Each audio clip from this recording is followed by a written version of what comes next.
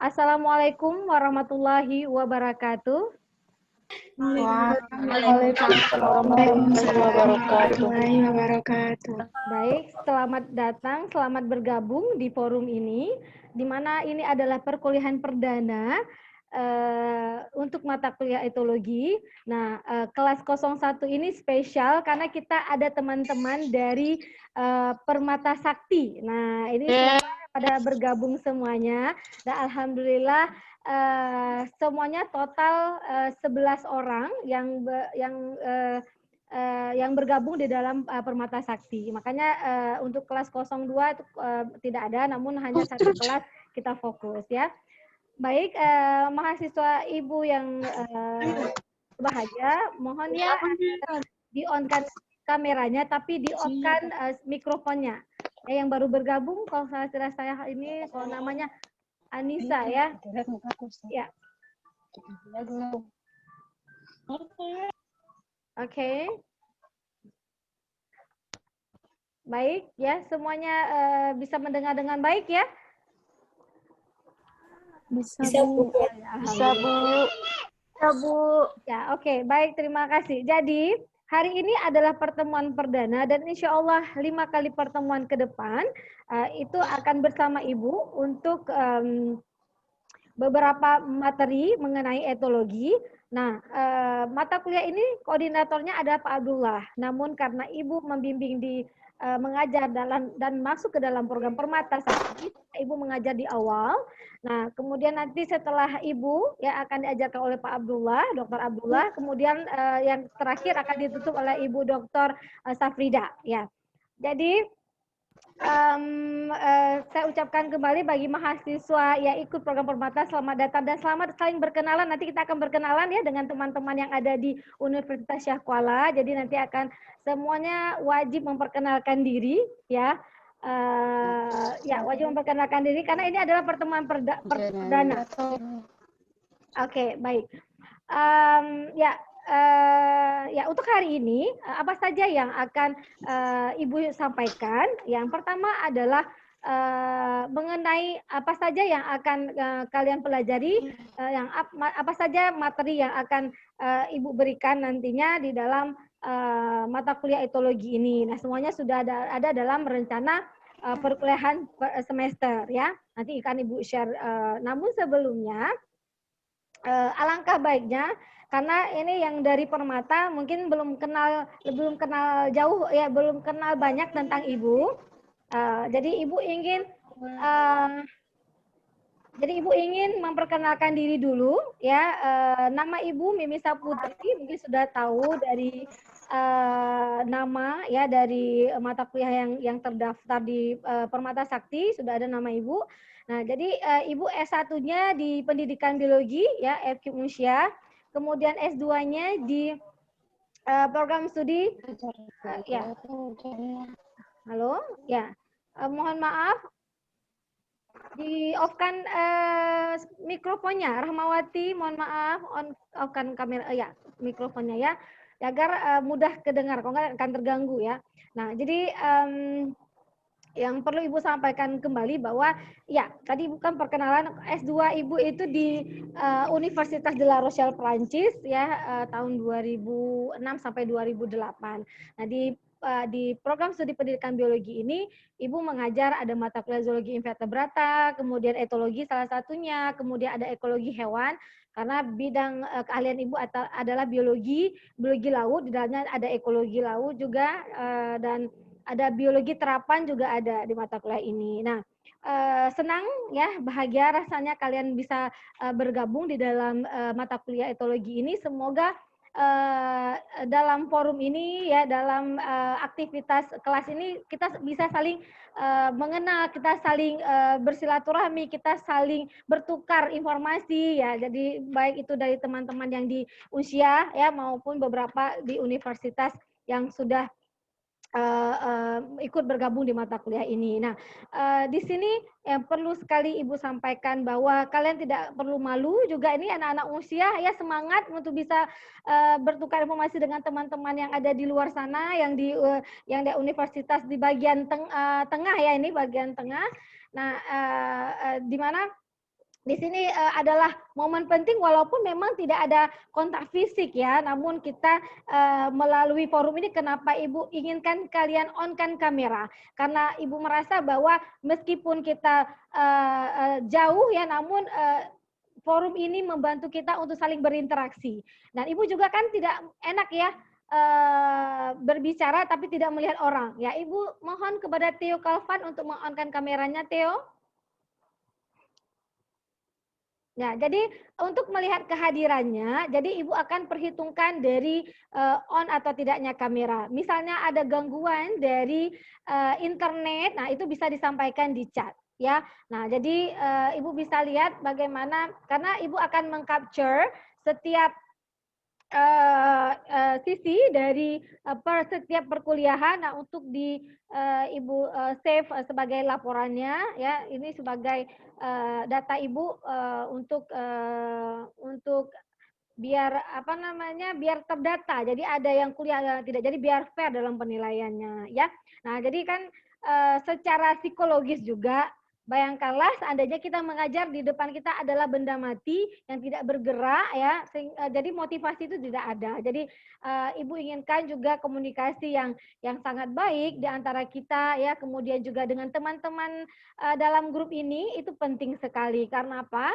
Karena ini adalah awal perkuliahan, Ibu ingin brainstorming ya, ingin apa ya, memberikan sepatah dua patah kata untuk mereview kembali, untuk memotivasi kalian di dalam perkuliahan ya, karena bukan hal yang mudah kuliah di suasana pandemi seperti ini. Ibu yakin sekali tidak gampang karena motivasi kita itu terkadang ke kampus itu karena ada teman-teman yang asik untuk kita diskusikan, kemudian ketemu dengan dosen-dosen. Nah, jangankan kalian, kami sebagai dosen juga sama. Yang kami alami bahwa berat rasanya untuk mengajar di secara daring seperti ini, tidak ketemu muka, berbeda ya rasanya, sense-nya beda ya. Makanya Ibu inginkan kalian untuk on-kan kamera walaupun bagaimanapun kondisi kalian ya. Nah, ya, makanya untuk itu Ibu minta kalian agar yang laki-laki menggunakan pakaian yang memang yang sopan juga, kemudian yang perempuan apalagi yang beragama Islam memakai hijab ya, yang non Islam boleh tidak menggunakan hijab, namun dengan pakaian yang rapi begitu ya. Jadi kaos pun kaos yang longgar, jadi jangan menimbulkan hal-hal yang tidak diinginkan ya. Nah, kembali lagi bahwa kenapa tadi Ibu inginkan kalian mendengar lagu tadi, kemudian sebenarnya sih sambilan kita ada mungkin teman-teman mau join, nah itu tujuannya adalah agar biar tidak bosan aja gitu. Nah, kenapa lagu itu yang Ibu pilih gitu di pertemuan perdana ini? Kenapa? Karena lagu itu ya menceritakan bagaimana ibu kita ya, mungkin yang nggak punya ibu orang tua kita ya, orang-orang yang mendukung kita, bahwasannya kita tidak tidak, kita harus pahami bahwa dan kita harus yakinkan bahwa keberhasilan kita hari ini adalah yang pertama karena Tuhan Yang Maha Esa, karena Allah Subhanahu wa taala. Yang kedua adalah diri kita sendiri. Kalau bukan diri sendiri, siapa lagi gitu. Yang ketiga adalah orang-orang yang ada di lingkungan kita. Bagaimanapun kita adalah makhluk hidup. Makhluk hidup itu kemampuan dia, jaminan dia bisa berumur panjang. Salah satunya adalah kemampuan dia bagaimana beradaptasi dengan lingkungannya. Ya, itu termasuk sosialisasi dengan lingkungannya. Orang tua itu adalah lingkungan kita, teman-teman adalah lingkungan kita, dosen sendiri adalah lingkungan kita juga. Jadi semua komponen-komponen ini yang akan mendukung kesuksesan kita gitu. Nah, yang kalian alami saat ini adalah mungkin yang di Banda Aceh ada beberapa, mungkin yang saya lihat Ibu lihat itu ada yang sudah mulai ke Banda Aceh, mungkin ada yang beberapa yang dari luar mungkin sudah sudah langsung ke kota tempat kampus di mana lokasi kampusnya, mungkin agar lebih mudah mengerjakan tugas atau bagaimana. Tapi kan generalnya rata-rata kan tinggalnya sama orang tua ya nak ya. Nah, jadi otomatis itu pasti akan terjadi kesalahpahaman ya, apalagi kalian sudah berumur di atas 17 tahun. Nah, kenapa di umur 17 tahun kalian sudah diberikan yang namanya KTP kalau kita ya, atau kalau di luar negeri itu kartu identitas gitu ya. Nah, jadi karena bahwa negara itu sudah merasa sudah menyadari sudah menganggap kalian itu adalah manusia yang sudah mau kepada tingkat dewasa gitu ya. Jadi ada pradewasa dan dewasa.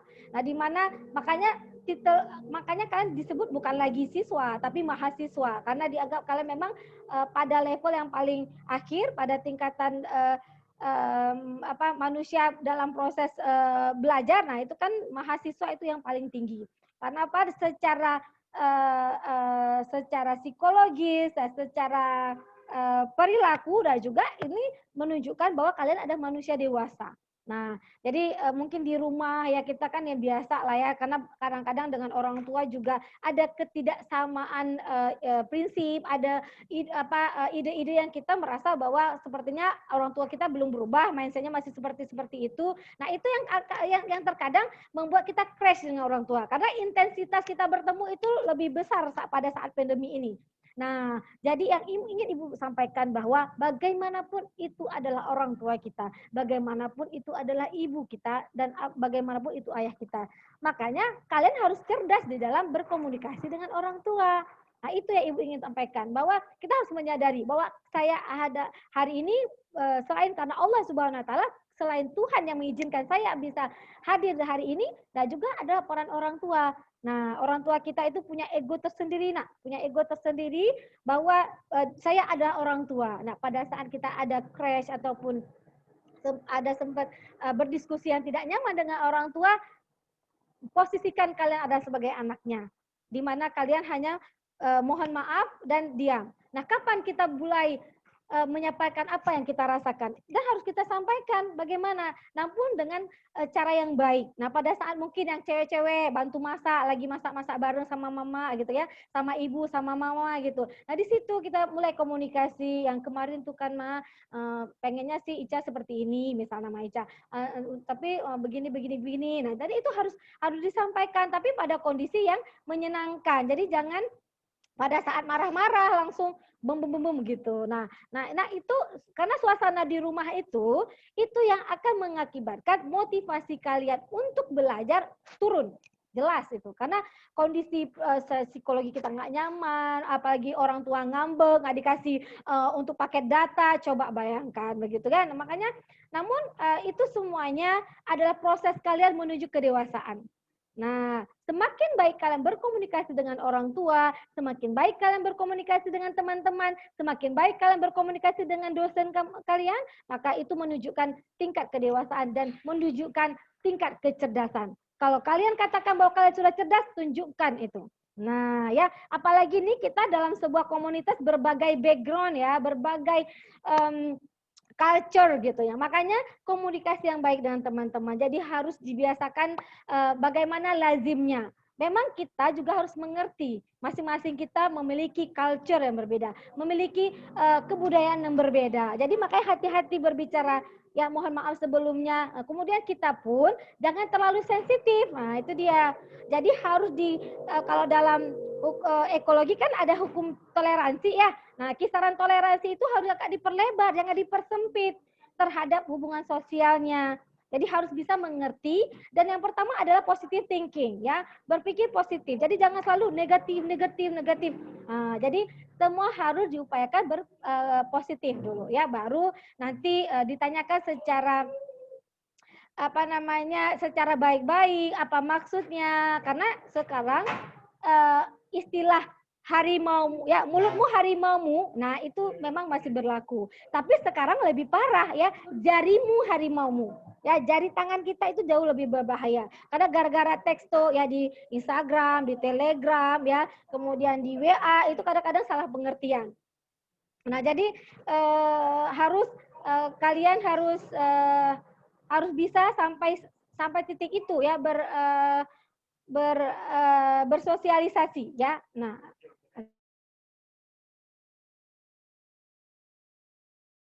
oke, mohon maaf ya, Ibu kondisikan lingkungan Ibu dulu ya, karena ini kan perkuliahan, jadi masuk backgroundnya suara-suara anak-anak Ibu ya. Baik, terima kasih. Nah, Ibu Ibu kembali lagi dengan yang tadi. Jadi ini di awal adalah memotivasi kalian karena tidak gampang kuliah dari rumah ya, dengan kondisi internet seperti ini, dengan banyak tugas. Dan itu adalah keluhan-keluhan yang dirasakan. Namun di balik itu semua ada hikmahnya. Jadi pastikan bahwa yang terjadi saat ini adalah merupakan yang terbaik dan harus dibuat bahagia. Jadi jangan buat stres gitu, jangan, tapi buat bahagia. Karena kebahagiaan itu harus ditimbulkan setiap hari agar sel-sel kita juga bahagia.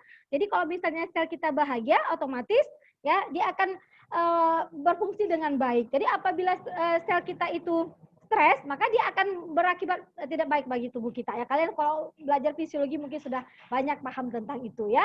Jadi hanya sedikit pemanasan lah ini untuk memotivasi kalian kuliah Ibu mulai hari ini sampai 4 pertemuan ke depan. Nah, baik ya selanjutnya, nah sebelum nanti perkenalan, Ibu ingin karena kita kejar dulu untuk materi ya, karena nanti ini mungkin teman-teman yang di wilayah tengah maghribnya mungkin lebih cepat ya. Nanti pada saat maghrib boleh izin sampaikan di chat, mohon izin Bu untuk sholat sebentar, yang beragama Islam boleh ya. Jadi waktu 10 menit boleh izin untuk sholat ya. Makanya nanti kan makanya ini kan Ibu record ya, karena apa? Apabila nanti ada yang ketinggalan informasinya nanti bisa didengar kembali gitu ya. Oke, baik.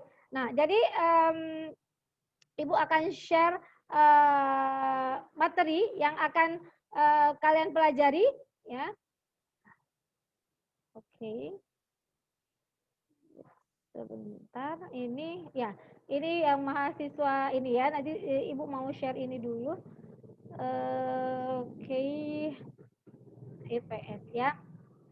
Nah, jadi semoga bisa melihat dengan baik semuanya ya. Nah, jadi hari ini sebenarnya kita juga sudah mulai nanti Ibu akan sampaikan sedikit tentang etologi itu apa ya. Nah, kemudian nanti di pertemuan minggu depan kita langsung masuk ke mengidentifikasi seleksi seksual ya, tentang seleksi seksual. Nah, dengan Ibu nanti akan menarik sekali, kita akan belajar tentang bagaimana sih hewan itu melakukan seleksi seksual ya. Nah, kemudian nanti ada agresi yang dilakukan oleh hewan bagaimana. Kemudian nanti ada mengenai memahami biaya, manfaat, dan strategi yang dilakukan, baik itu contoh untuk elang, kemudian beberapa hewan pengganggu, dan juga ada burung. Nah, mungkin ini bisa salah satu contohnya. Namun secara generalnya, kita akan memahami bagaimana sih strategi hewan itu di dalam mencari makan. Nah, memang kalau untuk etologi, kita akan lebih banyak melihat itu untuk hewan vertebrata karena dia dari segi kognitifnya nanti itu belajar tentang hubungan kognitif dengan perilaku itu akan diajarkan oleh Bu Safrida di bidang beliau karena ahlinya di bidang fisiologi, bahwa semakin cerdas, semakin pintar ya hewan itu. Nah, itu sama dengan manusia juga. Ia akan menunjukkan perilaku yang lebih kompleks. Nah, gitu ya. Nah, kemudian nanti masih dengan Ibu memahami bagaimana perilaku tidur dan bersarang. Nah, pada hewan nanti mulai masuk dengan Pak Abdullah, nanti bagaimana memahami metode keilmuan daripada etologi, kemudian bagaimana konsep-konsep penelitian di bidang ekologi, di bidang etologi. Nah, kemudian juga nanti ada memahami seleksi alam dan perilaku serta kontribusinya, masih dengan Pak Abdullah. Nah, di sini posisi ujian tengah semester Ibu buat di sini karena memang lazimnya pertemuan ke-8 itu UTS. Nah, ada kemungkinan nanti ada kemungkinan ujian kita adakan masing-masing oleh baik itu Pak Abdullah maupun Ibu. Tapi nanti Ibu koordinasi lagi dengan Pak Abdullah karena kita akan buat ujian itu nanti kita akan fungsikan e-learning. Namun saat ini karena e-learning belum bisa diakses oleh teman-teman dari Permata, maka Ibu belum share mengenai e-learning ya. Nah, jadi nanti teman-teman Permata mungkin lagi diupayakan oleh pihak ICT untuk diberikan NIM karena yang bisa akses untuk e-learning usia itu hanya mahasiswa usia.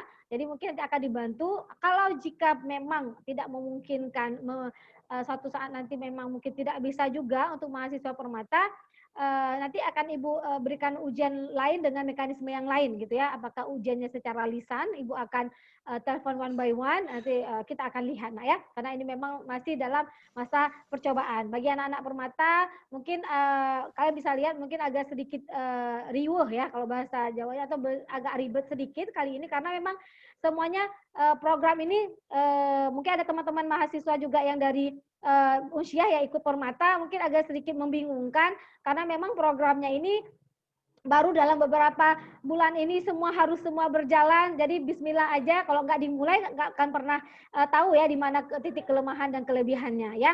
Oke, jadi harus sabar ya. Jadi sabar, ini ujian. Oke, baik ya.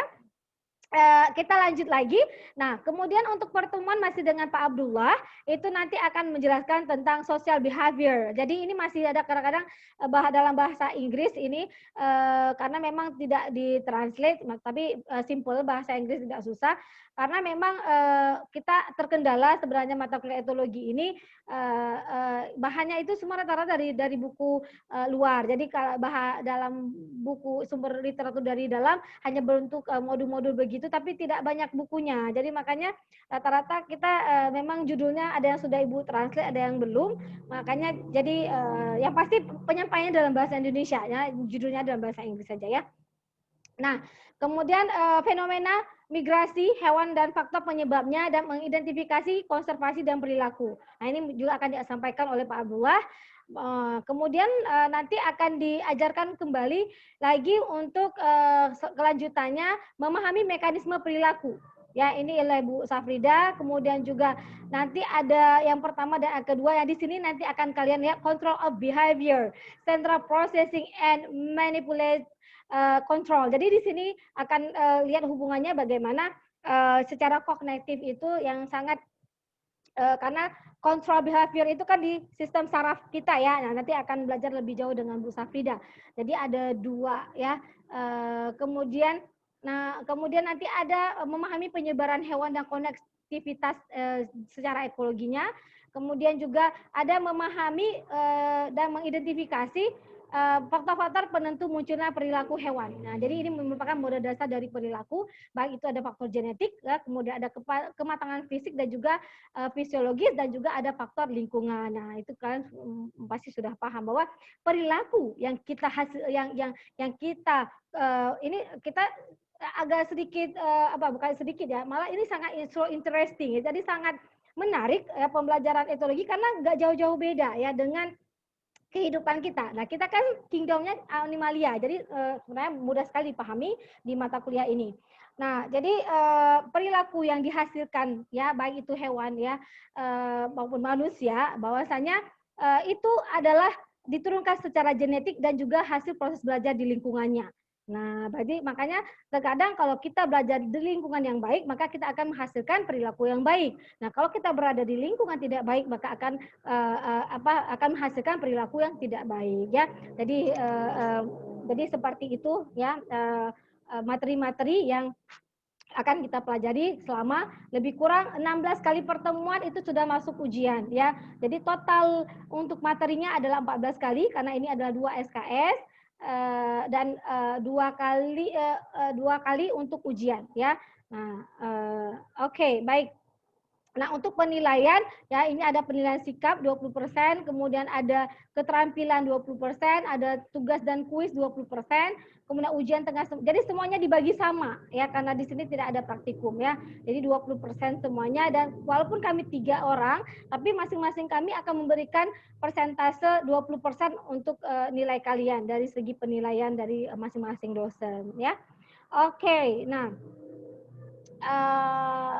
Oke. Nah, kemudian sampai di sini ada yang mau ditanyakan belum? Ya, untuk perkuliahannya, ya, untuk RPS-nya, ya. Nah, bagaimana? Nah, mungkin lebih alangkah baiknya sebelum Ibu mulai ke materi, jadi selanjutnya nanti mana ya, Ibu share lagi ya untuk PowerPoint-nya. All the window ya. Nah, nanti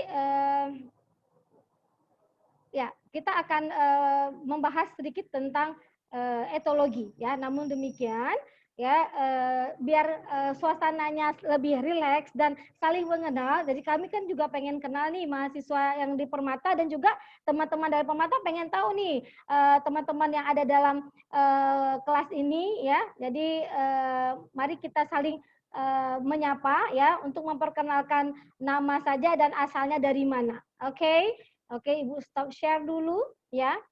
Baik, nah untuk pertama Ibu minta ya dari Ibu cek ya dari partisipan ini ada totalnya 40 ya. Wow, ya jadi lumayan banyak yang ambil mata kuliah etologi. Nah, perlu adik-adik Permata ketahui bahwa mata kuliah etologi ini adalah mata kuliah pilihan di kami dan alhamdulillah rupanya banyak peminatnya nih dari teman-teman ya. Oke, ya baik. Ini Ibu mau panggil dulu ya, Ibu ini acak ya. Jadi berdasarkan dari partisipan yang ada di Zoom ya. Oke, silakan yang pertama Aja Silwa. Silakan Aja Silwa. Perkenalkan, nama saya Aja Silwa Salsadila. Saya dari Banda Aceh, Aceh Besar. Ya, oke, baik. Dipanggil siapa aja biar teman-temannya tahu dari Permata. Aja, Bu. Aja. Oke, baik. Terima kasih Aja. Lanjut ya, Alfi. Alfi Syahrina. Silakan. Perkenalkan, nama saya Alfi Syahrina, bisa dipanggil Rina, saya dari Melabuh. Oke, dari Melabuh. Ya, baik. Nah, selanjutnya dari siapa nih? Anissa ya? Anhisa, ya. Mana Anissa sepertinya dari Permata, kalau saya tidak salah. Ya. Anissa, silakan Anissa. Di-on-kan mikrofonnya. Silakan, Anhisa. Halo Anhisa, tidak dengar Ibu? Halo? Halo Anissa? Kayaknya dia nggak dengar, ya. Anhisa, dengar Ibu nggak? Atau tidak merasa ini apa namanya ini? Ini nih, Anissa. Ibu share ya, Ibu share biar tahu share screen ya. Nah, mana tadi share screen? Share screen mana Anissa? Nah, ini Anissa. Anissa. All gallery. Oke, Anissa, mana tadi Anissa? Ayo silakan bersuara.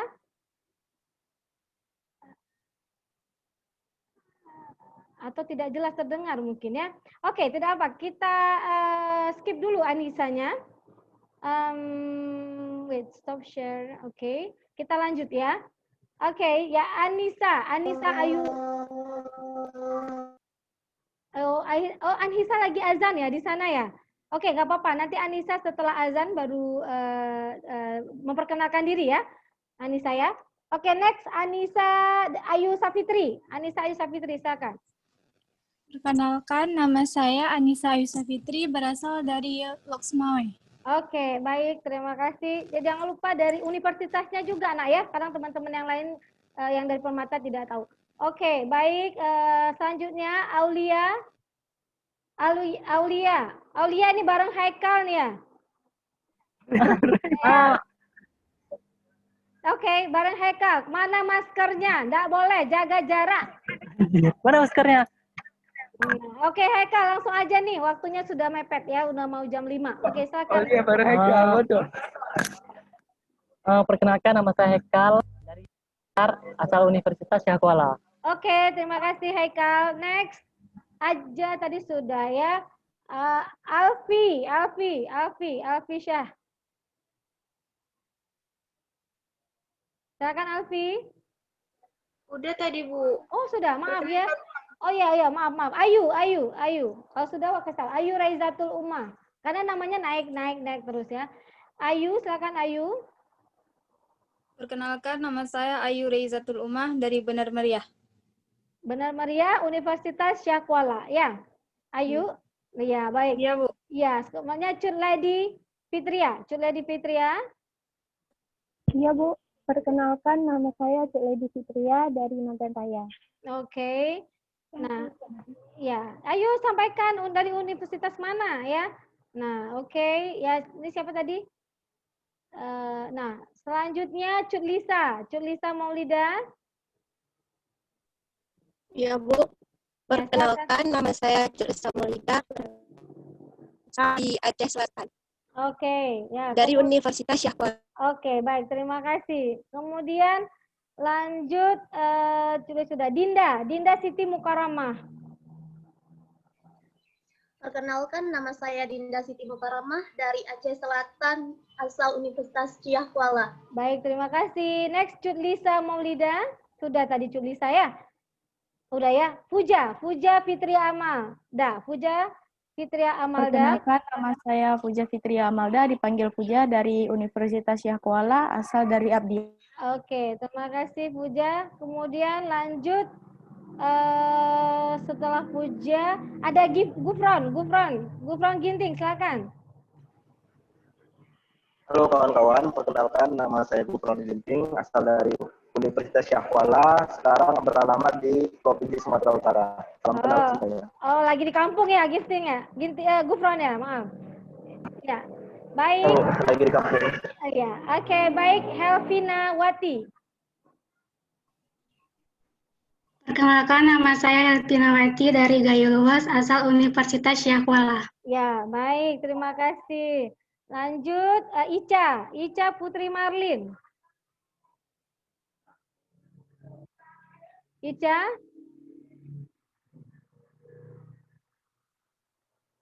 Silakan Ica. Ibu nggak dengar nih Ica? Nggak ada Ica, mana Ica tadi? Ica Putri Marlin mana? Tidak ada?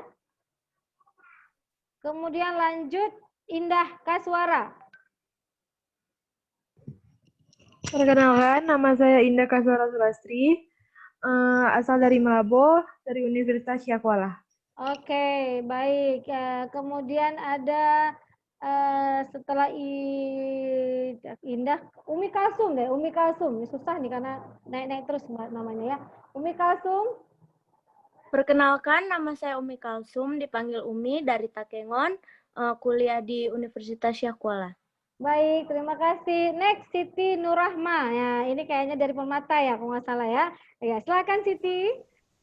Perkenalkan teman-teman, nama saya Siti Nurrahma, biasa dipanggil Rahma.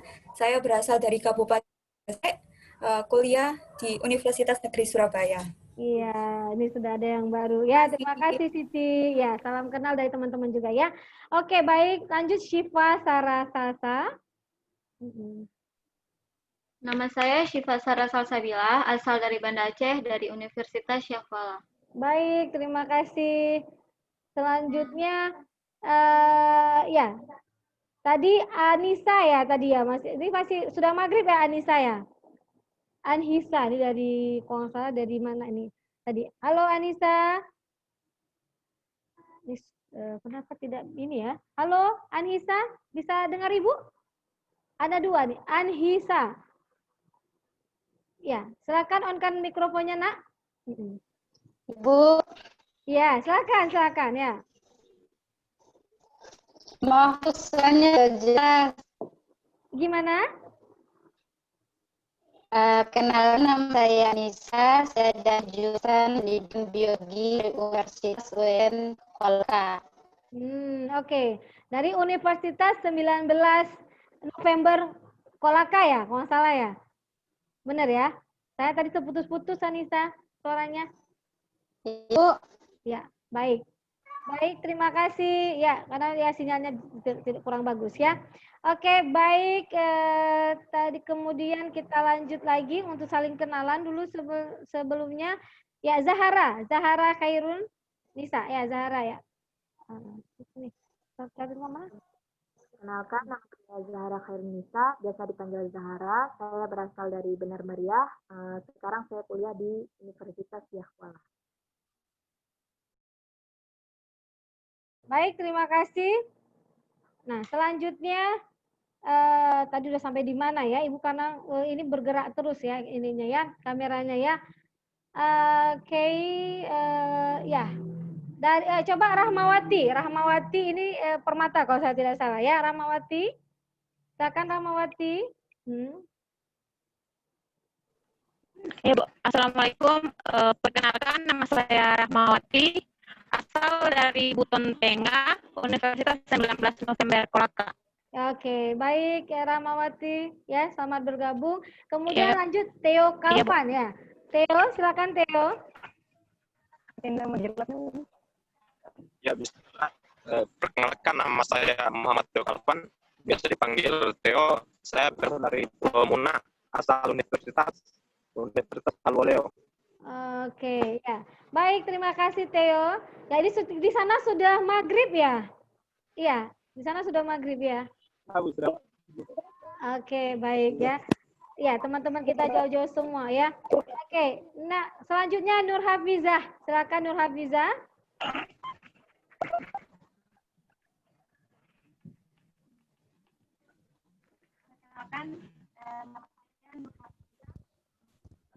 Dari Boston Tengah, asal Universitas 19 November Kolaka. Oke, dari Universitas 19 November Kolaka. Mohon maaf Rahmawati, mohon di-off-kan mikrofonnya dulu ya nak ya, Rahma. Oke, baik, terima kasih. Lanjut Irma Sulastri, memperkenalkan diri nak. Buat teman-teman ya. Irma Lestari, Ibu. Irma Sulastri, maksud Ibu ya. Irma Sulastri. Baiklah, nama saya Irma Sulastri. Nama saya Irma Sulastri, saya berasal dari Banda Aceh. Dari Universitas Syah Kuala. Oke, baik. Nah, selanjutnya Irma Lestari ya. Silakan Irma. Perkenalkan, nama saya Irma Lestari Syukur, dipanggil Irma dari Universitas Negeri Makassar. Oke, ya ini tempatnya Bu Ulfa nih, teman. Jadi kita kebetulan Irma di sini ada dosen yang beliau asli Makassar. Jadi ya kebetulan juga beliau S1-nya di Universitas Negeri Makassar. Oke, ya nanti bisa kenalan sama beliau ya. Ibu Andi Ulfa Tenripada nama beliau. Bisa searching kok di ininya di di Google ya. Baik, terima kasih Irma, selamat bergabung ya nak ya. Nah, kemudian lanjut ke Rismayani. Ya, Rismayani silahkan. Assalamualaikum warahmatullahi wabarakatuh. Assalamualaikum. Perkenalkan, nama saya Rismayani Miftahul Ilmi. Saya biasa dipanggil Risma. Asalnya dari Universitas Mula Warman, Kalimantan Timur. Oke, dari Kalimantan Timur. Baik, terima kasih. Ya, selamat bergabung ya, nak. Ya. Kemudian perkenalan selanjutnya Rian Zulfari. Nah, oke, ya, oke, ada yang masih bergabung karena emang misalnya ya sebenarnya kurang pas ya. Oke, baik, silakan Rian. Perkenalkan, nama saya Rian Zulfahri. Saya berasal dari Nagana Raya.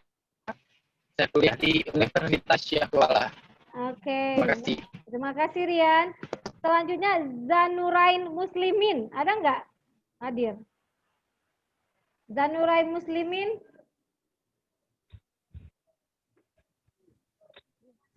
Ada Zainuran Muslimin, ini dari Universitas Makassar, Universitas Negeri Makassar. Zainuran Muslimin, ya. Tidak ada ya? Oke. Kalau Sinta Masitoh Wati dari Jember, ada nggak? Perkenalkan diri dulu, nak. Ada, Bu. Iya, silahkan. Iya, perkenalkan nama saya Sinta Wati, bisa dipanggil Sinta, asal dari Universitas Jember. Asalnya Banyuwangi. Oke, terima kasih Sinta. Oke, selamat bergabung ya, Nak ya. Nah, kemudian Ibu panggil dulu yang permata ya, biar mungkin mudah ya. Rismayani, Rismayani Miftahul Ilmi dari Mula Warman. Bu, tadi perkenalan. Sudah ya? Oh, maaf, karena namanya disingkat. Sorry, maaf ya. Oke, terima kasih. Siti sudah, Anissa udah, Nur Hafizah udah. Ridayanti dari 19 November juga. Ada nggak Ridayanti? Oke, silakan. Perkenalkan, nama saya Ridayanti, biasa dipanggil Rida. Saya asal dari Bukit Tengah, Universitas 19 November Kolaka. Terima kasih. Baik. Ibu kan dari tadi kan yang dari luar kawasan tengah itu suaranya agak putus-putus ya. Kalau suara Ibu jelas nggak didengar sama Rida? Jelas, Bu. Oke, alhamdulillah. Yang penting kalian jelas dengar suara Ibu, karena nanti pada saat Ibu sampaikan materi jangan terputus-putus. Baik, terima kasih. Satu lagi Nur Khafifah. Ada nggak? Hadir nggak Nur Khafifah? Nur Khafifah. Ada, Ya. Bu. Ya, silakan, Viva. Perkenalkan, nama saya Nur Khafifah, asal dari Buton Tengah, dari Universitas 19 November Kolaka. Terima kasih. Terima kasih. Panggilannya Viva atau Nur Khafifah? Lengkap. Khafifah. Oke, Khafifah. Baik, terima kasih Khafifah. Oke, baik yang dari usia, karena ini lebih rame ya dari usia ya. Jadi mungkin nanti minggu depan ya kita akan mulai lagi perkenalan tambahan untuk yang teman-teman dari Banda Aceh. Mungkin sebagian tadi sudah ada yang memperkenalkan diri, nak ya, karena memang hari ini Ibu harus share materi dulu ya. Baik, terima kasih. Ini harapan Ibu adalah kalian saling berkomunikasi ya. Jadi yang anak-anak dari program Permata jangan malu bertanya ya, jangan malu bertanya, bersapa dengan teman-teman yang di Banda Aceh, atau mau tahu Bu Mimi itu gimana sih gitu ya. Mau kepo kan barangkali, karena nih teman-teman yang lainnya sudah lama dengan Ibu, sudah tahu sisi positif dan negatifnya. Ya, maksudnya sudah tahu lebih kurangnya Bu Mimi gitu ya. Kalau marahnya gimana itu sudah tahu ya. Tapi ya general, mudah-mudahan apapun ada masalahnya ya tolong disampaikan. Kalau memang tidak mungkin di dalam grup boleh dijapri ya. Nah, jadi teman-teman dari usia juga apa yang ingin disampaikan atau mau ingin tahu ya mengenai teman-teman, silakan saling berkomunikasi.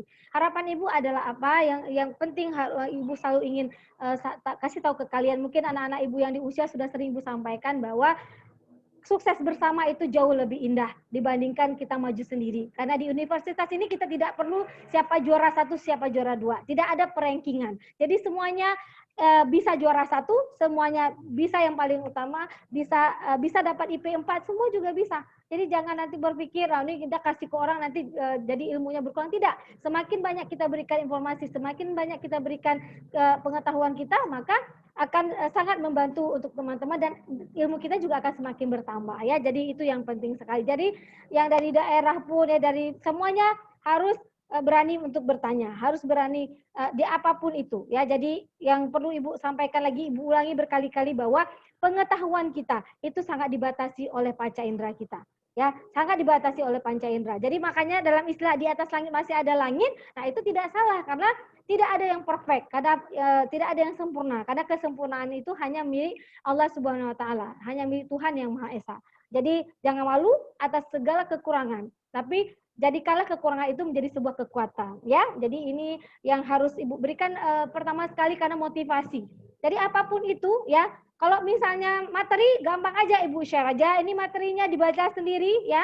Karena kan kalian sudah menuju ke tahap dewasa. Kalian adalah mahasiswa. Namun yang ingin Ibu munculkan adalah motivasi. Karena tidak gampang pada kondisi begini, motivasi itu bisa diperoleh. Kalau tidak ada, kita bangkitkan sendiri gitu. Tidak ada, kita picu sendiri ya. Nah, kita pacu juga sendiri. Nah, baik, terima kasih untuk teman-teman yang di Unsia dan teman-teman Permata yang sudah memperkenalkan diri. Baik, Ibu langsung saja share materi untuk hari ini ya. Nah, jadi sebenarnya etologi itu apa sih gitu ya. Nah, oke.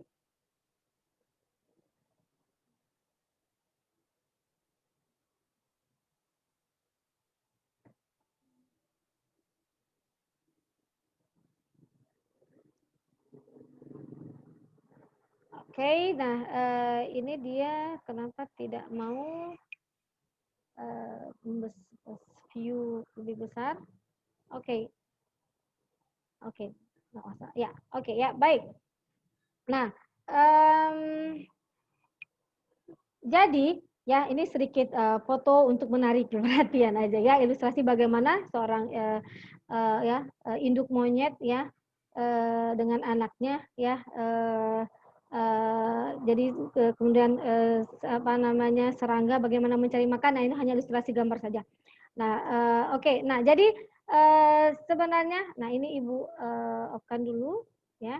Nah, jadi pengertian etologi. Jadi etologi berasal dari bahasa Yunani ya. Jadi dari kata ethos itu adalah karakter dan logos ya, artinya adalah ilmu atau pengetahuan. Jadi kalau diartikan secara bahasa bahwa suatu cabang ilmu zoologi yang mempelajari perilaku atau tingkah laku hewan.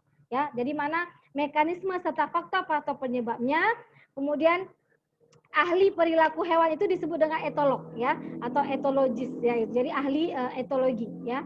Nah, kemudian menurut Einer dan Wilson ya tahun 1975 menyatakan bahwa etologi merupakan studi tentang keseluruhan pola perilaku ya, perilaku hewan yang dipengaruhi oleh alam. Jadi seperti Ibu sampaikan tadi, kalau perilaku itu ya yang terutama itu diturunkan secara genetik, namun karena seiring dengan bertambahnya umur, maka yang sangat menentukan, ya, yang sangat mempengaruhi adalah alam. Makanya menurut Eisner dan Wilson, nah itu dikatakan bahwa keseluruhan pola perilaku hewan dipengaruhi oleh alam. Nah, kemudian mungkin yang beragama Islam juga tahu bahwa seorang bayi ya yang dilahirkan itu kan seperti kertas putih, maka yang membawa dia ke surga ataupun ke neraka adalah lingkungannya. Nah, lingkungan itu tadi baik orang tuanya ya, teman-temannya ya. Jadi semuanya itu adalah lingkungan. Nah, Ibu sampaikan tadi. Nah, jadi perilaku adalah tindakan atau aksi yang mengubah hubungan antara organisme dan lingkungannya. Nah, di sini adalah tindakan, ada aksi, ada interaksi di mana yang akan mengubah hubungan antara organisme dengan lingkungannya. Nah, di sini perilaku dapat terjadi akibat apa? Adanya stimulus dari luar, adanya rangsangan dari luar. Nah, kemudian jadi rangsangan dari luar ini yang akan menerima, ya rangsangan itu adalah reseptor yang diperlukan untuk mendeteksi stimulus itu. Jadi saraf diperlukan untuk mengkoordinasi respon. Ya, efektor itulah yang sebenarnya melaksanakan aksi tadi. Jadi dia kan konsepnya adalah sistem saraf. Nah, jadi pada hewan juga sama ya. Jadi pada hewan, jadi semua perilaku yang dihasilkan itu ya bagian dari rangsangan dari luar. Kemudian adanya rangsangan, kemudian diperintahkan ya. Jadi semuanya, baik itu mata kan punya saraf semuanya nih. Semuanya tubuh kita terdiri dari saraf-saraf, maka apapun yang terdeteksi. Makanya Ibu sampaikan tadi bahwa pengetahuan kita itu kan yang ada di lingkungan dan keterbatasan pengetahuan kita itu adalah dari bagaimana panca indera kita bisa menerima informasi tersebut. Nah, sama dengan perilaku ini ya. Jadi dengan tingkah laku. Nah, hewan begitu juga. Jadi apapun yang dia lihat, misalnya ada lihat mangsa. Jadi misalnya kita ceritakan untuk antara predator dan mangsa. Nah, satu individu ya predator pada saat dia melihat mangsa, nah dia lihat oh itu ada makanannya, maka dia akan sampaikan ya. Jadi reseptornya ya pertama sekali yang melihat adalah si mata, si indera. Nah, indera itu menyampaikan informasi bahwa ada makanan di depannya. Apa yang dilakukan? Nah, jadi jenis makanannya seperti apa? Misalnya makanannya adalah organisme yang sangat gesit. Nah, maka akan disampaikan ke otak bagaimana caranya dia bisa melumpuhkan mangsanya itu. Nah, makanya di sini kalian harus pahami bahwa kelompok hewan itu ada berdasarkan jenis makanan yang dia makan, ada pengelompokannya hewan karnivora dan hewan omnivora. Dan yang paling tinggi adalah tingkatan yang omnivora. Jadi kalau misalnya kita cerita tentang piramida ya, itu ada produsen, kemudian konsumen tingkat 1, konsumen tingkat 2, atau konsumen primer, konsumen sekunder. Nah, konsumen pada tingkatan puncak itu adalah karnivora dan omnivora yang paling tinggi. Nah, di sini kalian bisa lihat ya dari beberapa informasi, ya beberapa sumber-sumber bacaan bahwa yang paling pintar itu adalah karnivora. Nah, dibandingkan herbivora. Kenapa? Nah, karena herbivora itu makanannya itu dia tidak bergerak ya, dia tetap, dia tidak mobile. Tapi kalau karnivora itu adalah makanannya semuanya spesies yang aktif gitu. Nah, dengan demikian akan mengosah dari segi kognitifnya. Jadi semakin banyak rintangan yang dihadapi, maka dia akan semakin pintar. Nah, jadi kalau bisa Ibu berikan ya bahwa ini sama dengan kehidupan kita. Jadi jangan pernah merasa sedih, jangan merasa galau ya. Ini mahasiswa sering galau ya kalau banyak masalah. tidak sayang. Karena masalah itu adalah ujian buat kita untuk menjadikan kita manusia semakin hari semakin pintar. Nah, jadi dan pastikan bahwa setiap masalah itu pasti ada jawabannya, pasti ada penyelesaiannya. Karena Tuhan itu tidak akan menguji suatu kaum bahwa apabila melebihi dari batas kemampuannya, ya. Nah, jadi kembali lagi bahwa apabila kenapa hewan herbivora itu secara kognitifnya itu lebih rendah dibandingkan hewan karnivora, karena dia bangun tidur, ya, dia buka mata, dia cuma hanya mencari tempat, misalnya ya herbivora kan tumbuhan, ya, jadi makanannya tumbuhan, otomatis dia tidak bergerak kemana-mana.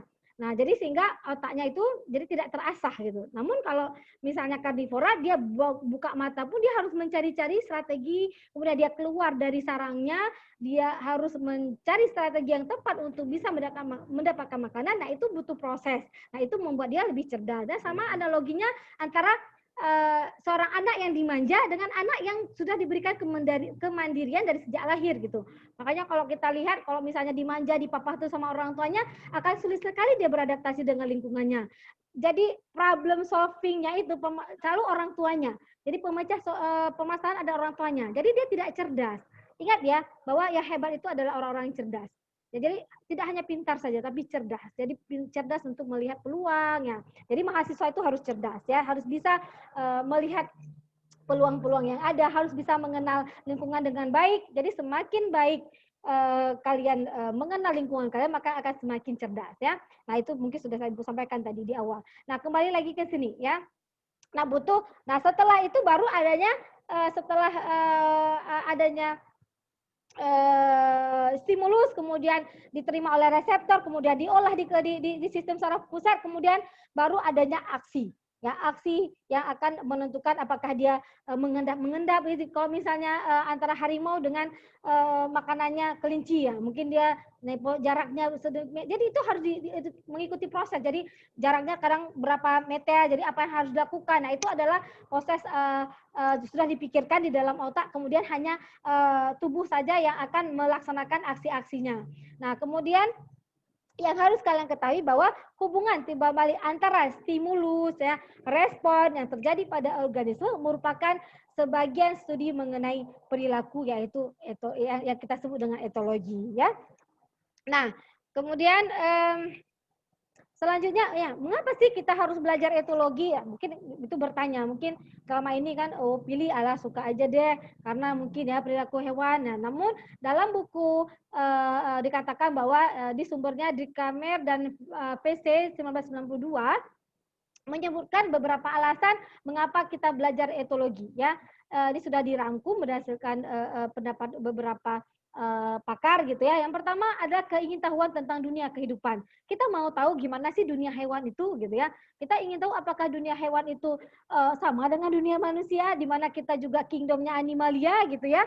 Nah, jadi perlu mengetahui gitu. Jadi kemudian yang kedua mempelajari tentang hubungan hewan dengan lingkungannya. Nah, kita dengan mempelajari etologi kita tahu bagaimana reaksi, ya, aksi dan reaksi dari hewan, bagaimana dia berinteraksi dengan lingkungannya, bagaimana dia bisa safe di alam, bagaimana dia bisa bertahan di alam, atau bagaimanakah dia bisa kalah di dalam dunia dianya dalam komunitasnya. Nah, itu juga bagian dari kita mempelajari etologi, ya. Kemudian menetapkan semua prinsip umum yang general untuk perilaku. Jadi ada beberapa prinsip yang kita tahu, ya. Nah, secara umum ini juga akan berlaku baik itu pada hewan maupun pada manusia. Nah, kemudian juga lebih memahami perilaku kita sendiri. Nah, ya, jadi nanti sangat interesting, ya. Nanti pada saat seleksi seksual kita akan bicara lebih banyak, ya, minggu depan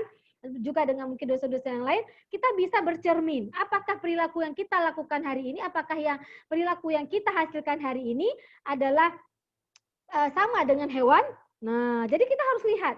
Nah, kalau misalnya sama, ataukah kita lebih rendah, lebih dari hewan, ataukah, nah, jadi itu bisa kita lihat. Jadi kita bisa memahami bagaimana perilaku kita. Jadi kalau kita seperti ini, kalau ada perilaku menyimpang, nah, sebenarnya itu hewan yang melakukan. Nah, kenapa manusia melakukan? Nah, begitu ya. Jadi itu menjadi introspeksi diri juga, gitu ya. Jadi mengevaluasi perilaku dari kita sendiri. Nah, kemudian yang kelima adalah melestarikan dan melindungi spesies yang terancam punah. Nah, gitu ya. Jadi karena kita kenapa sih melestarikan dan melindungi spesies yang terancam punah? Karena dia ada bab yang konservasi ya. Jadi kita dengan tahu perilakunya hewan, perilaku makannya bagaimana, perilaku reproduksinya, maka pada saat kita lakukan konservasi, kita tidak akan menyiksa dia. Sehingga kita tahu bagaimana di habitat alaminya seperti apa. Pada saat kita kita masukkan dia dalam wilayah konservasi, maka kita akan tahu habitnya bagaimana. Jangan tadi tujuannya ada untuk melestarikan, jadinya kita malah memusnahkan dia gitu, karena tempat yang kita jadikan sebagai konservasi tidak mendukung bagaimana perilaku alamiahnya gitu ya. Maaf ya, Bu minum dulu. Oke, baik. Nah, kemudian juga pengendali hama hewan yang mahal harganya. Nah, di sini kata ini mungkin agak sedikit membingungkan buat kalian ya. Perlu Ibu jelaskan bahwa dalam ekologi, nah itu ada pengendali potensial namanya ya. Nah, karena etologi ini kan bagian dari ekologi ya, dari cabang ilmu yang masuk dalam bioekologi. Nah, jadi di sini kita bisa mengendalikan ya. Jadi kalau ada hama atau predator hewan yang mahal harganya, nah mahal harganya maknanya begini. Ada hewan yang memang reproduksinya itu sangat susah ya. Jadi dia memang termasuk hewan yang dilindungi ya, seperti gajah gitu ya. Nah, jadi sehingga dengan kita tahu bagaimana perilakunya, kita bisa menjaga dia gitu. Kita juga menjaga dia dari predatornya. Nah, itu jadi ini secara garis besar apa alasan kita mempelajari etologi. Jadi kalau misalnya kalian menarik dengan etologi ini, bisa belajar lebih dalam lagi. Memang di mata kuliah etologi kita hanya secara general saja kita berikan, dan kemudian nanti ada hal-hal yang memang ingin lebih detail lagi nanti bisa didiskusikan kembali ya. Nah, baik. Nah, jenis perilaku ini pada makhluk hidup itu ada yang bawaan ya. Bawaan itu berarti kan dia bahasa Inggris innate atau inborn atau insting. Jadi bersifat tetap ya. Nah, bersifat tetap. Maaf, ini ada yang masih ini ya. Jadi ini kendala memang internetnya. Jadi nggak apa-apa ya. Nanti bisa hasil record nanti bisa Ibu share ya. Nah, jadi kalau Ibu sempat admit, Ibu admit. Tapi kadang lagi mengajar agak susah ya. Nah, oke. Kembali lagi. Nah, di sini bahwa ada bawaan. Nah, itu dia. Bawaan maknanya itu secara genetik. Ya, Ibu sampaikan tadi ya. Secara genetik ya. Oke. Nah, secara genetik, nah itu disebut bawaan. Jadi bersifatnya tetap ya, diprogram secara genetik. Ya, kisaran perbedaan lingkungan pada individu kelihatannya tidak mengubah perilaku tanpa pengalaman spesifik sebelumnya. Nah, dikatakan bawaan ini contohnya pada perilaku makan hewan ya. Nah, dia herbivora. Jadi perilaku makan, dia akan mencari jenis makanan yang sesuai dengan fisiologis untuk anatomi dan fisiologi tubuhnya. Jadi kalau kecuali pada kasus dia memang berada kondisi yang ekstrim. Dan contohnya pada herbivora. Dan herbivora itu kan untuk mendapatkan protein ya, dia kan pakai protein nabati ya, bukan hewani. Namun pada kondisi di mana kondisi kekurangan makanan, maka dia harus yang namanya kanibalisme. Nah, kanibalisme itu terjadi adalah pada saat herbivora itu harus memakan hewan atau harus mendapatkan protein hewani. Nah, karena untuk kebutuhan hidupnya, karena hewan itu dia punya sense juga, dia tahu bahwa karena protein itu butuh untuk perkembangan dan pertumbuhan. Ya, jadi kalau misalnya dia tidak terpenuhi protein, maka dia tidak akan hidup normal. Nah, makanya dia harus bagaimanapun mencari makanannya. Namun tetap ya pada kondisinya dia ada herbivora. Nah, itu sudah perilaku di dalam kondisi dia memang sudah terpaksa begitu. Jadi dia tetap harus mencari, berupaya untuk mendapatkan makanannya. Nah, jadi terkadang dia harus menyalahi kodrat istilahnya ya. Nah, jadi contoh lainnya seperti kucing ya. Jadi kucing itu kan dia karnivora ya. Makanya kalau kadang loh, Bu, kucing itu kok makan sayur juga, Bu, makan tempe juga dia.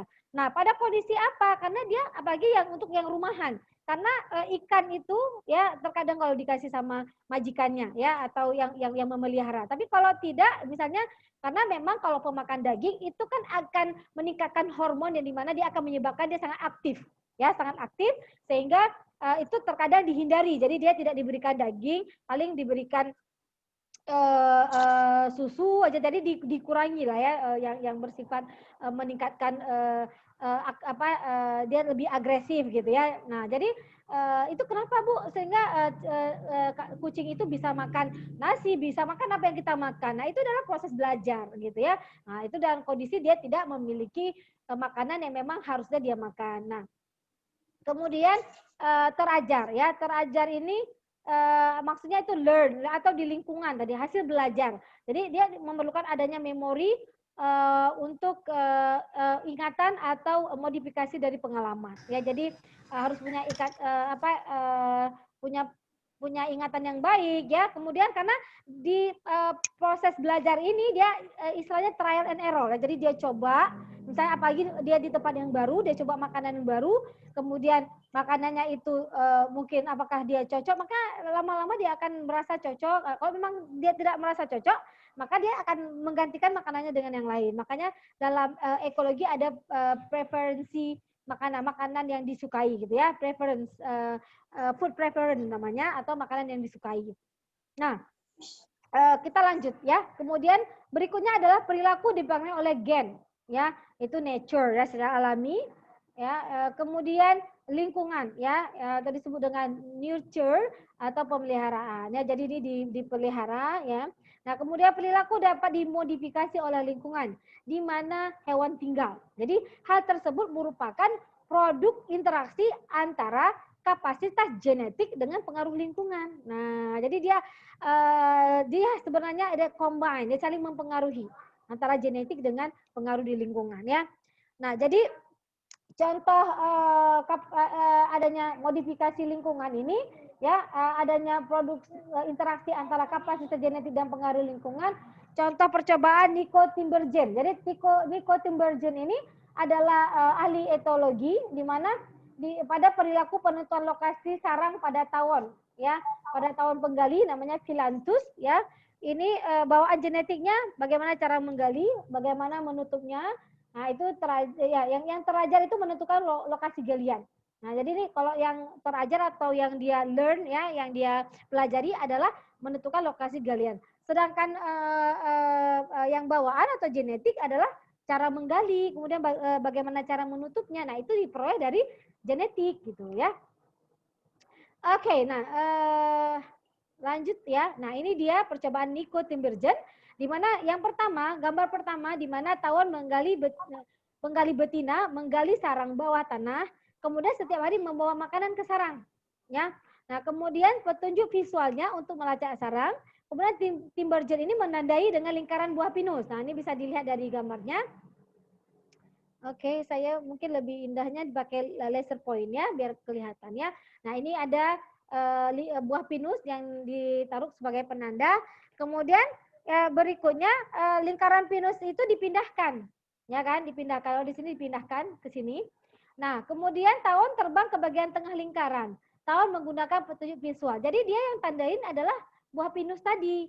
Nah, dia pindahlah ke sini, ya. Nah, yang ketiga itu mengembalikan kumpulan buah pinus tadi dengan formasi segitiga. Nah, di sini. Nah, lingkaran batu tidak pada sarang.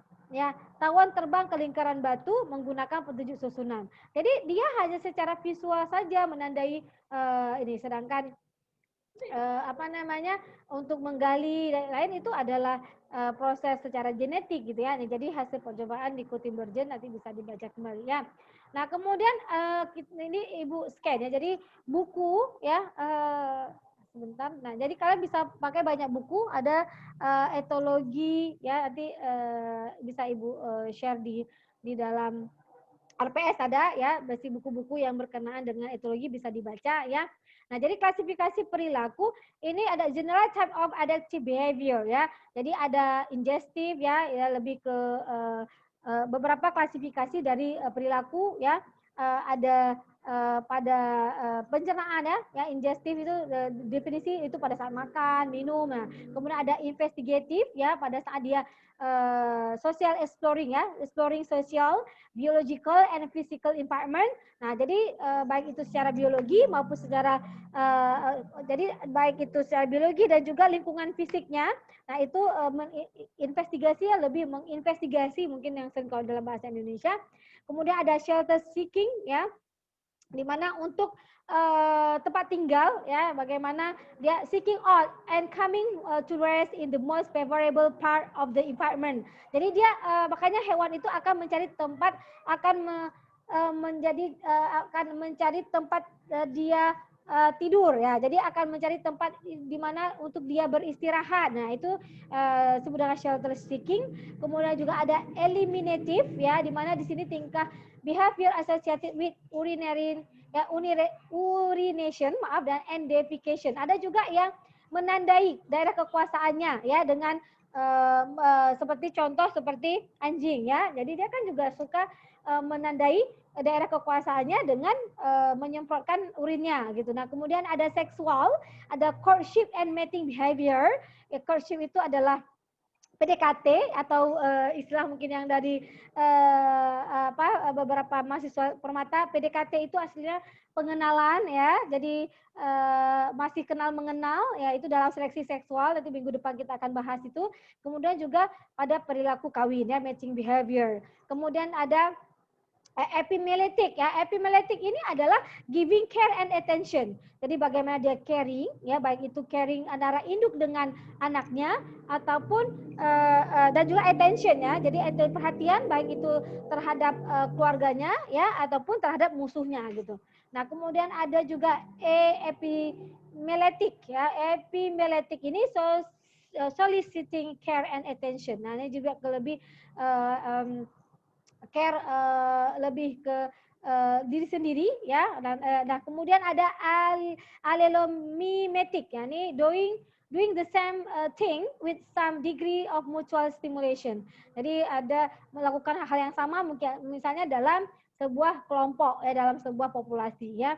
Nah, kemudian ada agonistik. Nah, ini agonistik adalah termasuk ke aggression ya atau agresi. Beberapa any behavior ya associated with conflict ya, including fighting, escaping and freezing. Jadi agonistik ini perilaku di mana perlawanan terhadap lawan gitu atau terhadap lingkungannya gitu ya, baik itu dalam kelompoknya ya, dalam populasi maupun dalam sebuah ekosistem ya.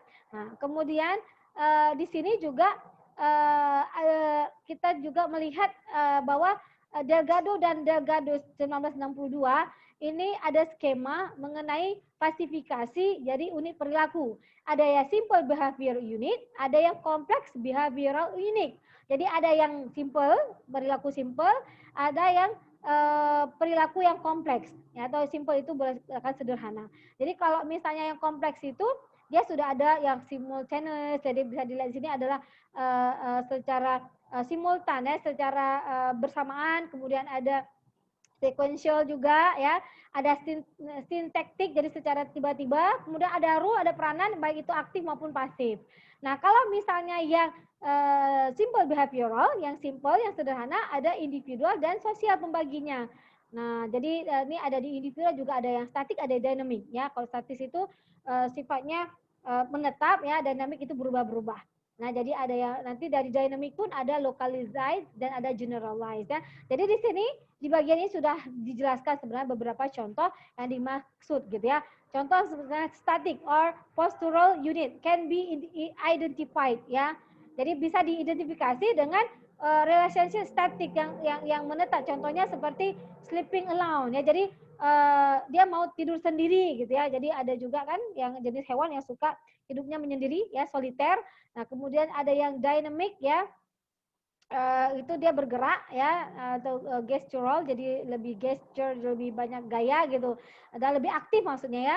Jadi can be defined and identified only by a sequence of spatial relations ya. Nah, jadi dia bisa diidentifikasi dengan beberapa seperti ada hubungan yang spatial itu jadi kalau spatial dia kan beda spatial relation dengan temporal relation. Jadi kalau spatial lebih ke ruang ya ke ruang, tapi kalau temporal lebih ke waktu, pagi sore. Kalau ini lebih ke ruang. Contohnya seperti climbing a wall, artinya seperti memanjat dinding gitu ya.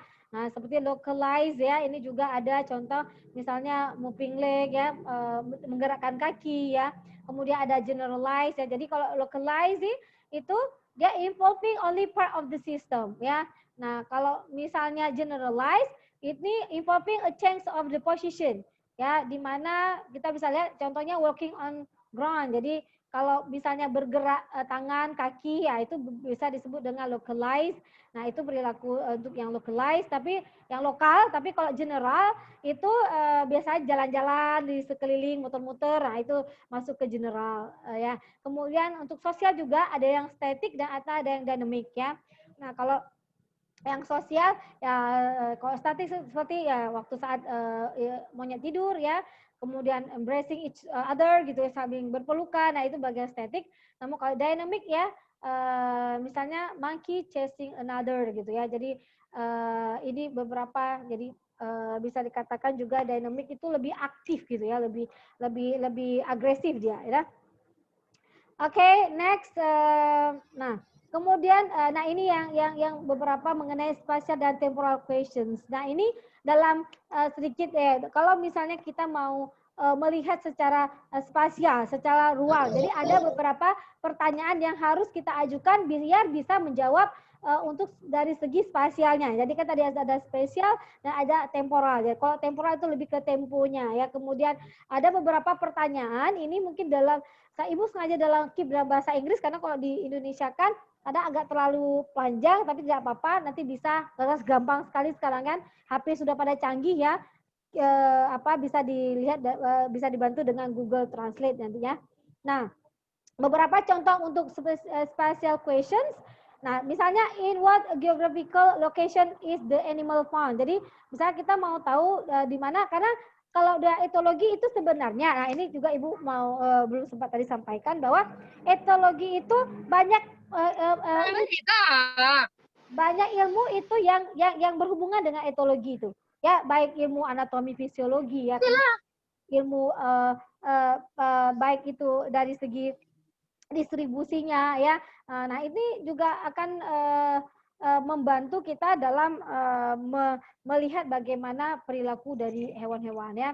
Nah, jadi kita mau tahu ya di mana lokasi secara geografinya, kemudian di mana habitatnya ya, in what habitat is it located ya, kemudian di manakah posisinya, apakah di vertikal atau di horizontal. Ini kalau vertikal berarti dia di dataran tinggi ya, kalau horizontal itu ya di dataran rendah biasanya ya. Kemudian what is its location relative to other members of its group of our population.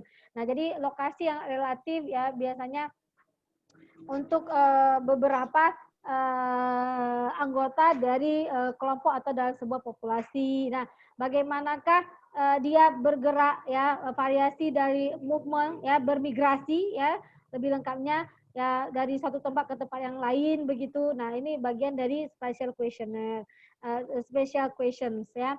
Nah, kemudian juga bagaimana how do the movements of one part of the body correlate with the movement of other body part. Nah, ini bagian dari contoh seperti spatial placement of feet during locomotion. Nah, ini beberapa pertanyaan untuk spasial. Kemudian ada untuk temporal question. Jadi temporal ini adalah untuk lebih ke makanya contohnya seperti at what age do different behavior appear in the animal. Jadi pertanyaannya, jadi pada umur berapakah kita akan lihat perbedaan perilaku yang diperlihatkan oleh hewan. Jadi lebih ke waktunya ya, kemudian kapan ya, when is the individual observed ya. Jadi seperti kemudian how does its occupation ya of particular location correlate with the season. Nah, misalnya untuk migrasi. Nah, jadi ini pertanyaan-pertanyaan ini penting untuk kita record. Misalnya kita mau melakukan penelitian tentang etologi untuk bisa menjawab pertanyaan-pertanyaan mengenai bagaimana perilaku-perilaku yang dihasilkan oleh hewan begitu ya. Kemudian juga how does its behavior vary on a daily cycle. Nah, jadi kan juga ada hewan itu per hari itu, jadi kadang kan ada hewan nokturnal, ada hewan diurnal. Nah, itu kan beda aktivitasnya. Nah, kalau nokturnal itu hewan yang aktif di malam hari. Nah, pada siang hari ngapain aja dia? Bobok-bobok cantik ya. Jadi karena dia aktif di malam hari. Jadi dia mencari makan di malam hari. Sedangkan yang diurnal dia aktif di siang hari, malam dia bobok cantik ya, begitu ya. Jadi ini beberapa nanti bisa dibaca mengenai pertanyaan-pertanyaan ini ya. Nah, kemudian ini waktu sudah jam 5.44 ya. Semoga pertanyaan masih ya. Jadi ini adalah sekilas awal ya, sedikit definisi ya, gambaran tentang etologi itu bagaimana. Ya, jadi bagaimanakah sebenarnya apa saja yang kita pelajari di dalam etologi gitu. Nah, sampai di sini ya, Ibu sudah hampir lebih kurang ya 45 menit mungkin lebih kurang ya, sudah menyampaikan mengenai etologi ini. Jadi nanti banyak hal ya di mata kuliah Ibu ini, Ibu akan berikan tugas. Nah, alangkah baiknya di kelas ini Ibu inginkan ini ada lebih kurang yang mahasiswa permata itu 11 orang ya. Jadi total kalian itu kalau Ibu lihat di sini 40 ya. Ini yang bergabung hari ini ada 40 ya. Ini ada yang izin bertanya, Gufron. Ini Sinta, mohon maaf Sinta izin untuk sholat maghrib terlebih dahulu. Boleh silakan. Jadi kalau sholat silakan anak-anak Ibu yang berada di wilayah tengah, karena kami di wilayah barat ini masih ada waktu ya, jam 7 itu baru jam 7 kurang 15 lebih kurang. Nah, baru masuk waktu maghrib ya. Oke, baik silakan. Nah, kemudian ya ingin bertanya silakan. Gufron ini sudah menyatakan ingin bertanya, boleh silakan dulu sebelum Ibu lanjutkan. Baik, silakan Gufron. Sebelumnya terima kasih Ibu atas waktunya. Jadi saya ingin bertanya Bu. Saya pernah membaca soal mengenai Olimpiade Siswa Tingkat Nasional Bu. Jadi dari soalnya itu seperti ini Bu. Dalam suatu proses percobaan ada pelepasan tupai pada 3 lokasi yang berbeda. Tupai A jenis dia itu merupakan tupai yang berperut hitam. Itu adalah awal di lokasi yang kita tandai dengan titik. Saya buat pertanyaan Bu ya. Jadi ini pada awalnya tupai itu dia berada di lokasi 1. Kemudian dilepaskan oleh para peneliti itu adalah tupai yang dengan perut merah. Jadi di sini terjadi perbauran antara tupai A dan tupai B, sehingga tupai B ini menyebar luas Bu, masuk ke daerah tupai A tersebut.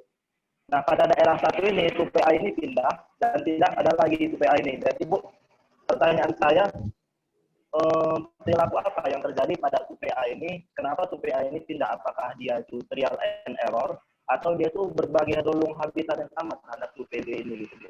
Soalnya banyak soal OSN yang menjebak para siswa Bu sekarang ini Bu. Gitu.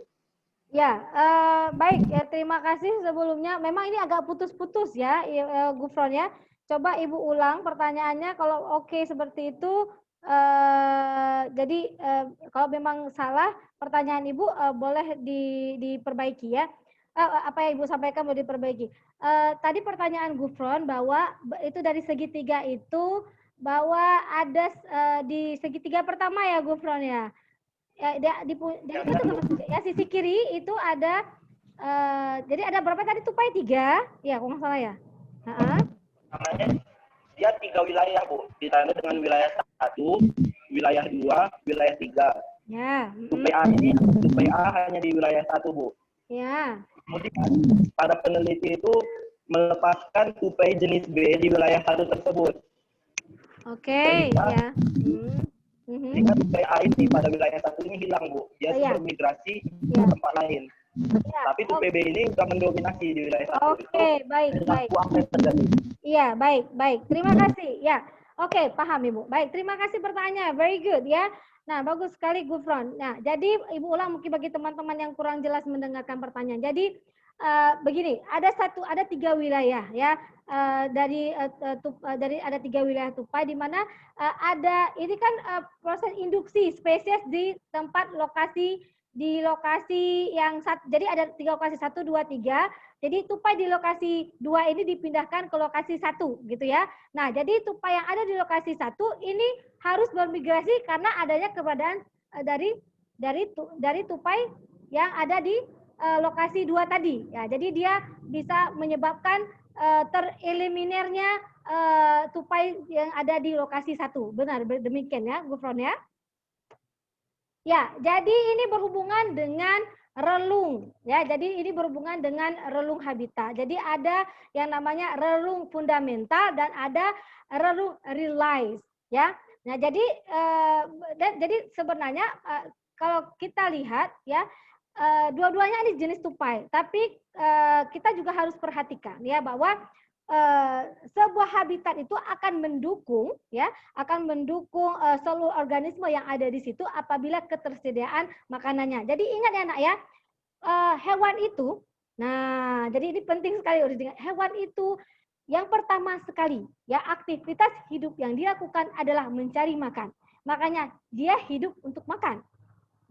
Yang utama sekali adalah mencari makan. Nah, jadi kita nggak boleh jadi seperti hewan ya. Nah, ini pembelajaran luar biasa. Kalau manusia itu bukan hidup untuk makan, tapi makan itu untuk hidup. Nah, ini pembelajaran lebih baik ya. Oke, good ya. Nah, jadi itu dulu konsepnya. Nah, jadi hewan akan mengutamakan makanan dulu. Baru dia bisa melaksanakan beberapa kegiatan yang lainnya seperti reproduksi ya, kemudian mempertahankan wilayahnya dan lain sebagainya. Nah, kembali ke pertanyaan Gufron tadi. Nah, kenapa bisa tereliminasi spesies tupai yang ada di zona 1 itu? Ya dengan masuknya ya introduksi spesies. Makanya itu dikatakan introduksi spesies nah dalam ekologi ya. Nah, hewan itu dimasukkan ke zona 1. Nah, dengan tidak mempertimbangkan bagaimana ketersediaan pakan di situ. Nah, satu sisi, karena walaupun dia sama-sama genus tapi beda spesies, dia memiliki karakteristik yang berbeda. Nah, dari segi sikap ya, kemudian dari keberanian juga akan berbeda. Nah, yang pertama pastinya bahwa kesediaan makanan di wilayah 1 itu berkurang. Dan yang kedua, di mana jiwa agresif untuk spesies di zona 1 itu lebih rendah dibandingkan tikus yang ada di zona 2 tadi. Dia lebih agresif. Jadi dia lebih berani, dia lebih secara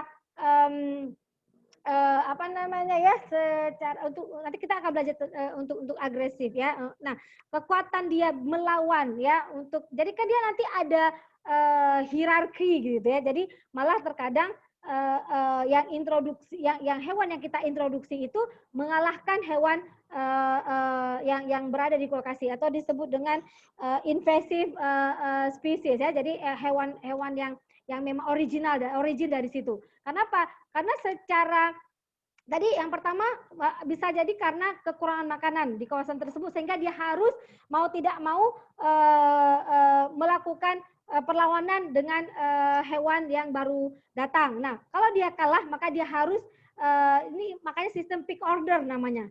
Nah, jadi nanti akan ada klaster-klaster di mana yang berkuasa itu yang akan yang hebat itu yang mampu memimpin kawasan itu akan menjadi tingkatan paling atas. Jadi yang menjadi minoritas nah, karena dia tidak mampu mempertahankan wilayah kekuasaannya maka dia harus akan bermigrasi begitu.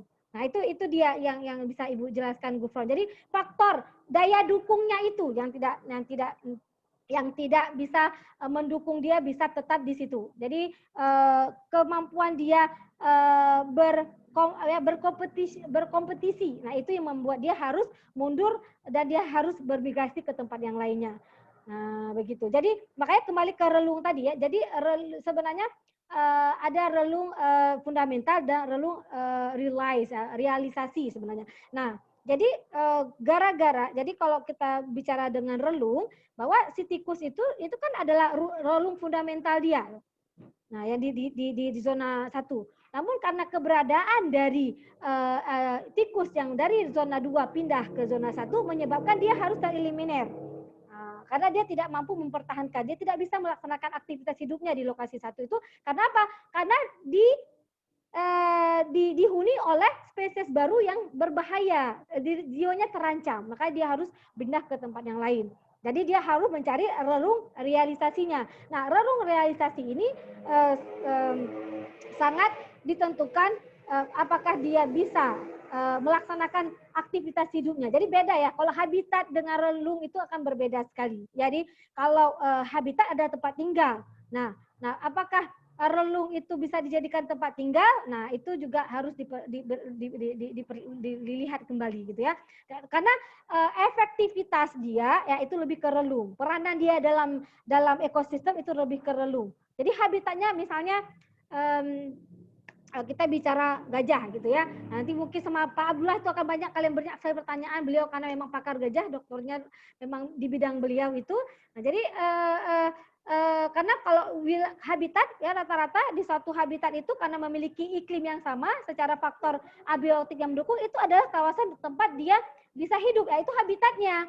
Namun relungnya belum tentu. Nah, itu bisa jadi karena yang bisa dia hidup dengan nyaman adalah di relung realisasi. Jadi bisa dicari nanti apakah pengertian relung realisasi dan relung fundamental. Nah, keseluruhan habitat itu disebut dengan relung fundamental. Sedangkan relung realisasi, nah itu lebih ke kemampuan dia untuk bisa bertahan dan melakukan aktivitas hidupnya, begitu.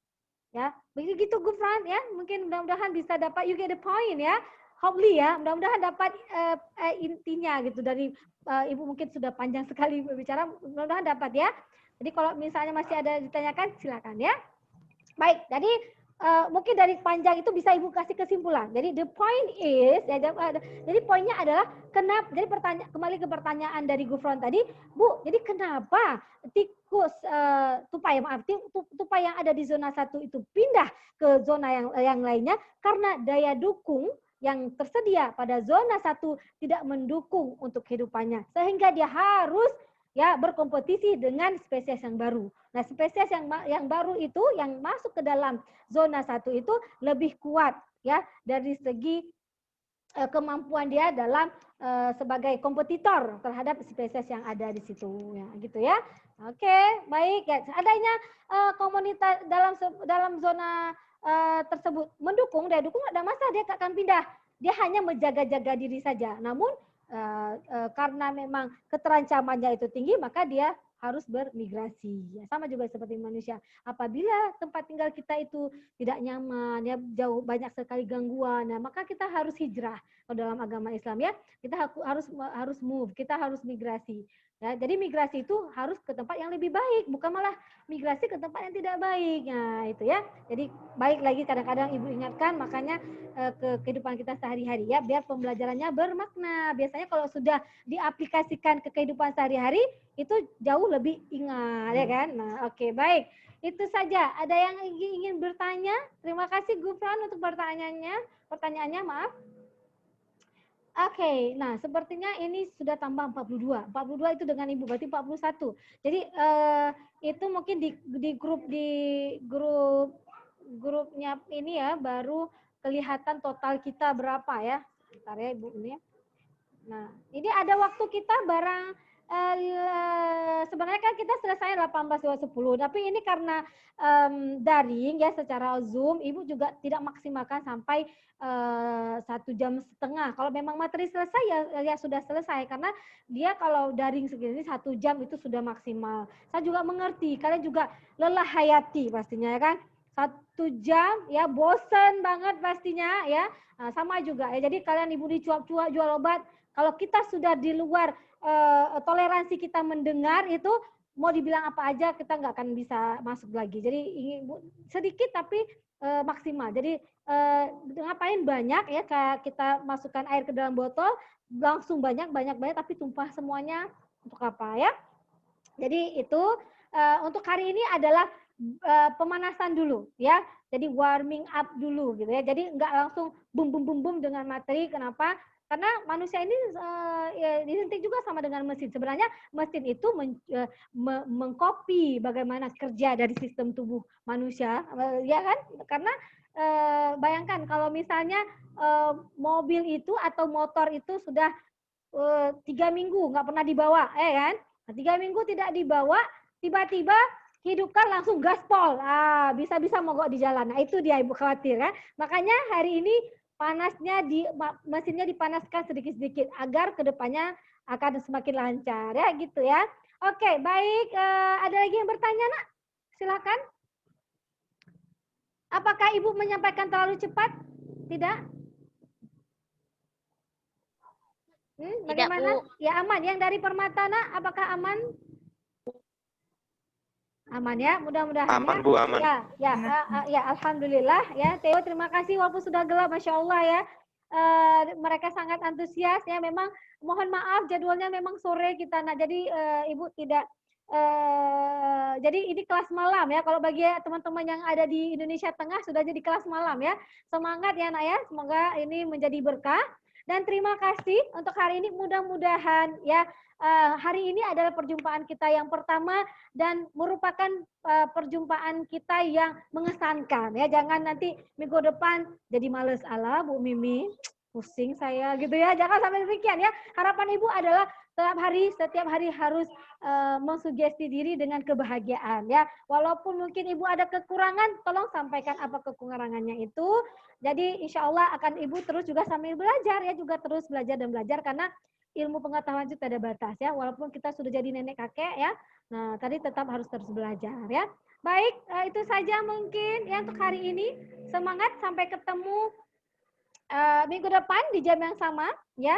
Nanti seperti tadi Ibu jam 4.00 Ibu akan share link untuk Zoom ya. Nah, jadi nanti kita akan kuliah lanjutan ya. Nah, sambilan ini Ibu akan, kita akan foto bersama, tujuannya adalah untuk menyimpan data kalian untuk pertemuan perdana. Sebentar ya, coba ya cantik-cantik dulu, coba yang ganteng-ganteng rambutnya diperbaiki. Kalau mau ganteng ditampak di sini ya. Oke, sebentar saja. Dan sambilan mungkin kalau ada yang bertanya silakan ya. Yang dari Makassar sayang, ada yang bertanya? Aman untuk sementara? Sementara aman. Oke, alhamdulillah. Kalau aman pertama akan lebih indah gitu ya. Nah, oke. Yang pertama Ibu capture dulu Zoom ya. Oke. Nah, pertama capture yang pertama ya. Oke, Ibu print screen 1 2 3. Nah, ini agak sedikit butuh waktu, ya, butuh waktu karena Ibu akan, oke, Ibu pindahkan dulu ya beberapa data fotonya, oke. Nah, baik ya. Nah, oke, layar kedua berikutnya, layar kedua ya, kita ada 2 layar, silakan senyum yang manis dan paling cantik. Yang akan putarkan ini layar kedua cewek semuanya. Oke, baik ya. Ya, untuk Kafifa bisa Irma Suryani videonya tolong Nak diaktifkan. Oke, ya. Oke, ya, terima kasih. Sekali lagi senyum manis yang terbaik dari kalian ya. Oke, ya. Nah, lanjut. Oke.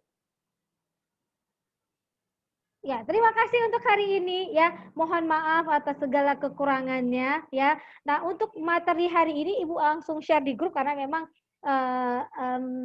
kalian mungkin ya belum bisa akses ke e-learning. Jadi untuk materi dan RPS-nya Ibu share di grup setelah perkuliahan ini. Baik, terima kasih dan harapan Ibu adalah tetap adanya interaksi ya kita di dalam grup ya, minimal ada kata baik Bu, begitu ya. Paling tidak saya melihat kalian aware, kalian care dengan grup kita. Ya, disitulah akan kelihatan bagaimana kalian peduli dengan grup ya. Jadi peduli dengan komunitas kita ya.